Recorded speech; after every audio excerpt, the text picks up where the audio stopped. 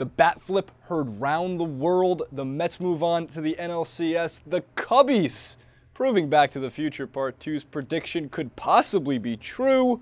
And the Royals, the comeback kids, are all a part of the postseason magic that baseball has brought. Of course, I am ecstatic to talk some Major League Baseball postseason. I even did see in the comments section, somebody said, I bet you won't do a Toronto Blue Jays clip, and then followed up about a day later, said, where's my effing Blue Jays clip?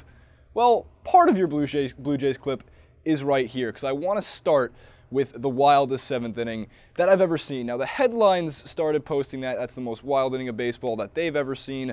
I've only been alive for 24 years, and the baseball that I've watched, I haven't really missed a postseason baseball game in my life, and I haven't really missed watching most regular season games. So when wild moments happen, my memory bank is pretty filled with great baseball memories. Now, in terms of how wild that seventh inning was, I've never seen anything like it, including, which I love, is like, what do you mean you don't know which Rule 6.03a-3 and Rule 5.06c5.02 are? It's so routine for the catcher to simply just throw the baseball back to the pitcher. It happens millions of times a year. That might not even be an exaggerated number. So when Russell Martin throws the ball back to Aaron Sanchez, reliever for the Blue Jays on the mound, and Odor is on third, and takes a note of a heads-up play that, shit, that ball hit the bat unintentionally and takes home, even though it was kind of a stutter step before he took it, and the umpires review, and they come back and they give him the run. It was wild because we've never seen that happen in postseason play. We might have not have ever seen that happen in regular season play, at least in recent times. And of course, the major headline that came after that included, if this is the reason the Blue Jays lose the game, that would be insanity. But it wasn't, because we moved forward just one half inning to where Jose Bautista, well, let's start first of all with Elvis Andrus, Adrian Beltre, the errors that occurred, just improper fielding from two guys who are pretty damn good at fielding. All the advanced metrics are on Beltre's side, a future Hall of Famer. All the metrics are pretty much on Elvis Andrus' side. He's an above average level infielder for the Rangers, and at least at the shortstop position. So I was really surprised to even see it happen, not just once, not twice, but 3 times in the same inning, that those two were not communicating correctly with control of the baseball and getting the outs that were needed. But of course, what happens next, Jose Bautista gets to the plate. First, before Bautista steps up to the plate, while the at-bat's happening, there's an adorable kid who's got his fake Jose Bautista beard on, imitating his batting stance. Let's have a look at that.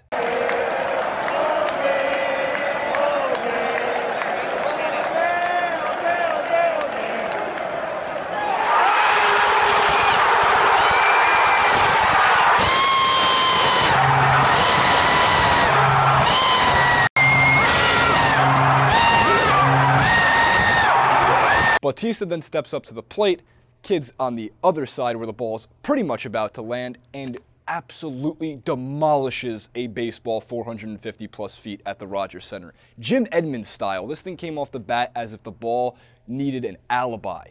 This thing was insane. So, and of course not to forget Edwin Encarnacion beforehand, who had a ridiculous home run. So Bautista then bat flips, right? You don't show up the pitcher. Baseball has very strange unwritten rules, and we've always gone back and forth between understanding them and respecting them and disrespecting them. Yes, in the 1990s, especially in the 1980s, if Jose Bautista did that, no way he makes it around first base. Somebody is tackling him on his way to second. You're not supposed to show up the pitcher. You're not supposed to admire your home run. You're not supposed to throw the bat essentially at the other team's dugout, even though he didn't. But on first recollection, when I was watching with Jesus Godoy and J.R. Jackson here at TYT, Jesus looks at me and he goes, did he just throw the bat at the Rangers' dugout? It looked like it. He didn't. It was just an epic bat flip of epic proportions. Here's the thing. Rules are made to be broken. Is it right that Bautista admired the home run? No. Was it awesome that he admired the home run? Yes. That is going to be one of the most iconic pictures in Blue Jays history, and depending on the rest of what the MLB postseason, that might be one of the most iconic pictures in MLB history. It's those moments that we live for in the postseason. Moving on to my New York Mets. Now, I've never been so nauseatingly nervous before watching baseball games than when the Mets are in the playoffs. I haven't seen them in the playoffs since 2006 when I was 15 years old. I can retrace every step of watching that series, NLCS against the Cardinals, and of course with the NLDS and where we swept the Dodgers last time. This time it took 5 games. beating Kershaw and Greinke, or at least seeing Kershaw and Greinke 4 times in a 5-game series, that's what a lot of the baseball writers are going after right now. Tim Brown of Yahoo Sports wrote about it today, including the New York Times sports section was writing about it today. It's a great feat to be accomplished. Granted, they split those games. It wasn't that the Mets got the best of Greinke or Kershaw. They simply got the just right amount of runs, and they had the pitching of their own to hold down the Dodgers' offense, which in that game, Game 5, looked like was going to explode. 57 of DeGrom's pitches through his 6 innings of work came with runners in scoring position. In the first inning, everything was being hit, similar to how Harvey looked in Game 3. Every single pitch, his fastball, DeGrom was trying to fool hitters with the off-speed stuff. It was the opposite strategy of Game 1. I didn't understand it. His best pitch is his fastball, especially when he can get his command down. He wasn't finding the plate the way he was in Game 1, and he started to get into trouble.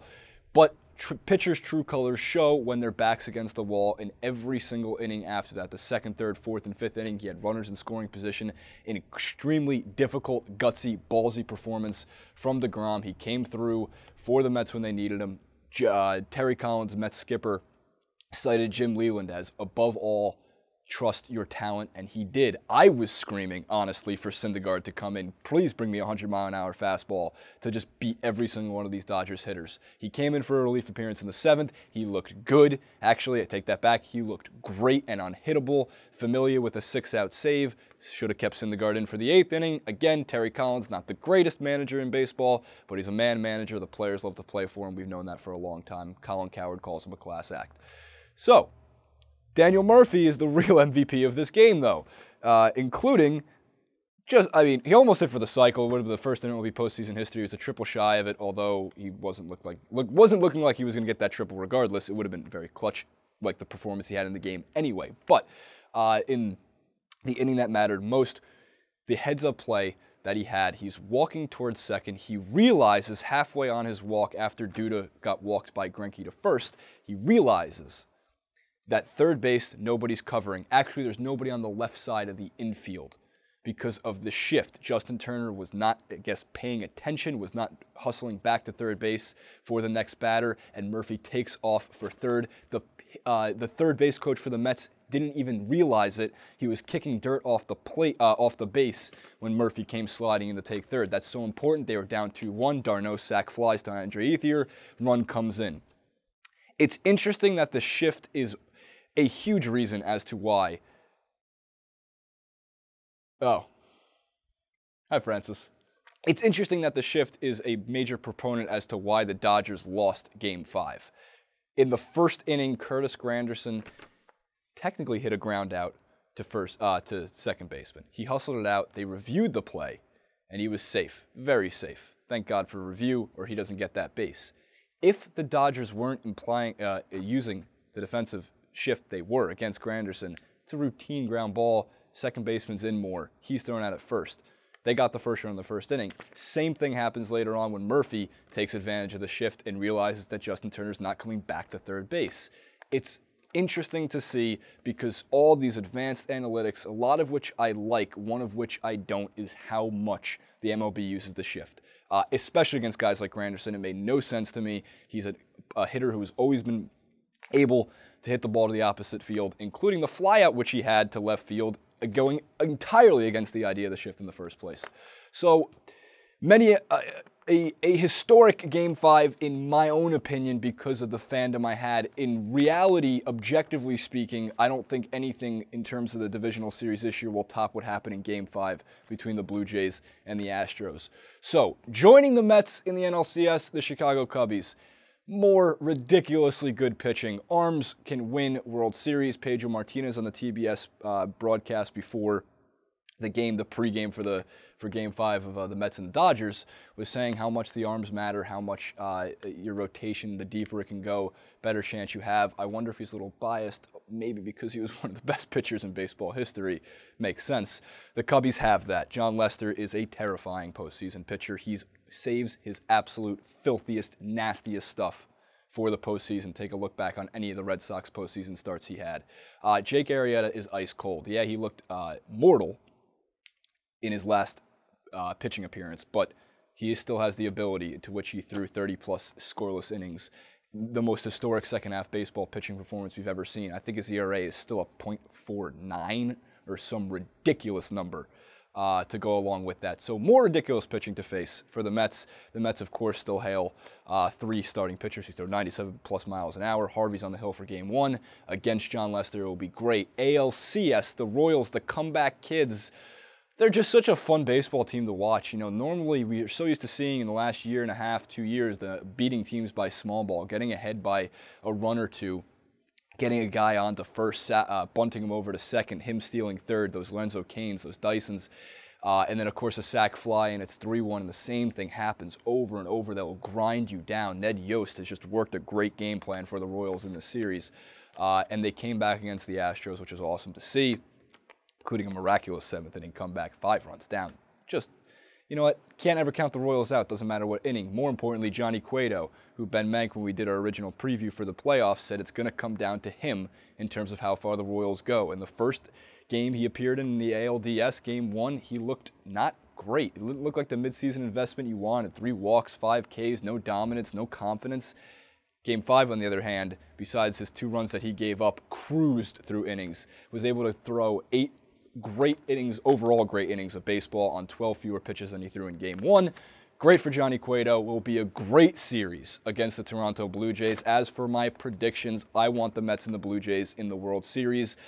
I think I want the Mets and the Blue Jays in the World Series, but I can't count out the Cubbies. I cannot count out the Royals.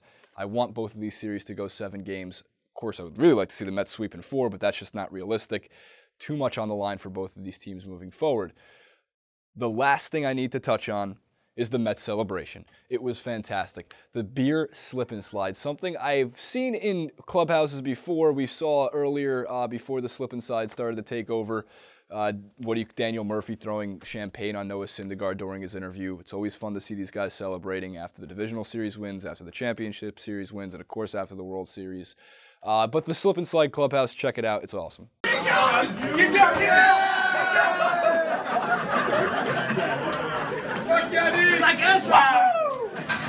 At the trade deadline, I thought that David Price was not going to be enough in that rotation to make the Blue Jays a contender for the World Series. Yes, I did think that they make the playoffs. The Yankees have almost nothing to show for it in the AL East going up to that point. So when you look back, this is a team that did score 127 more runs than any other team in Major League Baseball that season. They are an anomaly because the offense seems to be in full swing, and normally pitching can shut a great offense down to end up winning. Defense wins championships. That's the same for every sport I think I've ever known. So, no, the Blue Jays aren't count out. I was wrong. Happy to admit that. David Price has become a great addition to that rotation. Obviously an ace, a go-to guy, but Stroman's been good. R.A. Dickey, if your knuckleballs on, has been good. So, and those two guys together have had a sub 3.0 ERA since that break. Everything seems to be clicking for them, even though they went down 2-0 to the Rangers. It's in the past. Home field advantage doesn't seem to make a difference in this postseason. We'll see what happens. ALCS starts tonight. NLCS starts tomorrow. We'll be back after both of these series to discuss more. Hopefully we see more bat flips heard around the world. Hopefully we see more Mets winning the NLCS. That's what I'm hoping for. Make sure to comment below with everything you think about the baseball postseason for all my baseball fans out there, and baseball loyalists, I should say. Subscribe, like, favorite, follow me on Twitter at JasonRubin91. I'll be live tweeting all the NLCS and ALCS games, screaming capital letters, basically, for the most part. Instagram at JasonRubin91, and more importantly, TYT Sports at TYT Sports on Twitter and on Facebook. We'll see you next time.